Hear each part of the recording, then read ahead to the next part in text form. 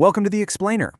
Have you ever wished for a GPS for your own mind? Something like a step-by-step guide to help navigate the really complex journey of spiritual growth?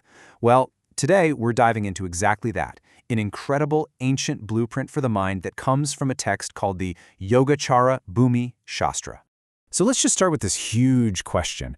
Can a journey that's so personal, so profound, like spiritual development, could it actually have a universal blueprint? I mean, it sounds almost like a contradiction, right? But what's amazing is that according to this ancient text, the answer is a very clear and very resounding yes. So here's how we're going to break it down. The text lays out this entire path in 5 connected stages. First, we'll look at the high-level master plan. Then, we'll get into the nitty-gritty, the foundation you absolutely need to have, the core practices you actually do, the results they produce, and finally, we'll see how it all just clicks together into one complete logical system. All right, let's zoom out and look at the big picture first. This whole journey is built around 4 fundamental aspects, and these are then broken down into 7 key branches of practice. You can almost think of this as the table of contents for our spiritual map. Now this is where it gets really fascinating. Just look at the logic here. On the left, you've got the 4 aspects. That's kind of like the what. And on the right, you've got the 7 branches. That's the how. So for example, look at number 2, the causes of cultivation. It isn't just one vague idea. It contains 3 super specific branches, perfecting how you listen to the teachings, making sure nirvana is your number 1 goal, and maturing your own wisdom. You can see how every single step is built on the one that came before it. Okay, so let's start where you have to start, at the very beginning of this path. What are the essential conditions to even get going? The text is super clear about this. You don't just, stumble onto this path by accident. You have to build the right foundation first. And the text gets incredibly specific here, laying out what it calls 10 perfect conditions for starting. Now, you'll see some of these, like the mention of male faculties, are clearly a product of the ancient culture they came from, and that's important to note. But the core idea is really powerful. Look at how it's split. 5 conditions are internal to you, your physical health, your mental state, your karmic background, and 5 are external, like, is a teacher even available? Does the community around you support this kind of work? It's this amazingly holistic view of what it takes to even get to the starting line. But just having the right external setup isn't enough. The journey needs 2 more absolutely crucial internal causes. First, you have to listen with the right attitude. No arrogance, no distraction.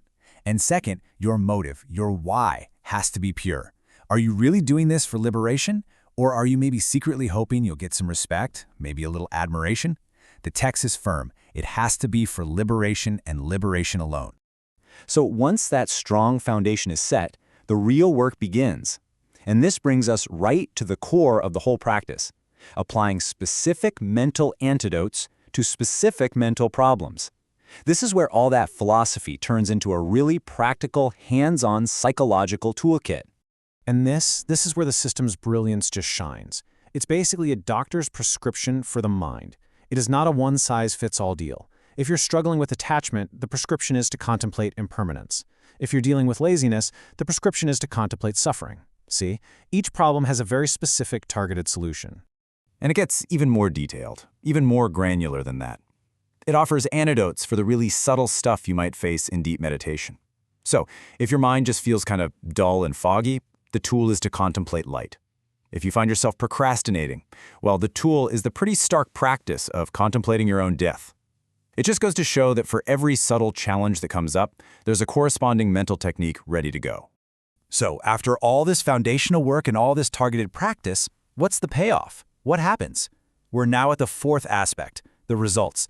The text says the fruit of all this labor unfolds in 2 major stages of mental purification. The first result is called worldly purity. And this is all about mastering these incredibly deep states of meditative concentration, what's called samadhi. And as you can see, it's a clear progression. You start by just being able to gain focus, then you move to perfecting that concentration, and finally, you achieve total mastery over your mind's ability to be steady and flexible. And that state of total mental mastery, that becomes the launchpad for the ultimate goal, transcendent purity. This isn't just about being focused anymore. As you can see from these 5 stages, this is the part of the path that leads to direct insight, to seeing the nature of reality for yourself, and ultimately to final liberation, the end of suffering. So let's zoom back out and look at the whole picture one more time. You can see it's not just a random collection of practices, right? It's a complete, it's a seamless, and it's a totally logical chain of development from start to finish. And as the slide puts it so perfectly, no step is just floating out there on its own. The right place, or your foundation, allows for the right causes or your motivation. And that fuels the practice, which in turn inevitably produces the fruit or the results. It's just this beautifully coherent system where every single piece is absolutely essential.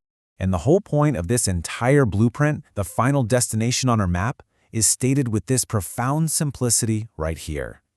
The goal is the eternal extinguishment of the very web of cause and effect that creates suffering in the first place. Or, to put it another way, the complete and total end of suffering. So this ancient map isn't just some historical curiosity. It's laid out as a truly practical guide. And that leaves us with a final question to think about. When you look at this incredibly detailed blueprint for the mind, where do you see yourself on the path?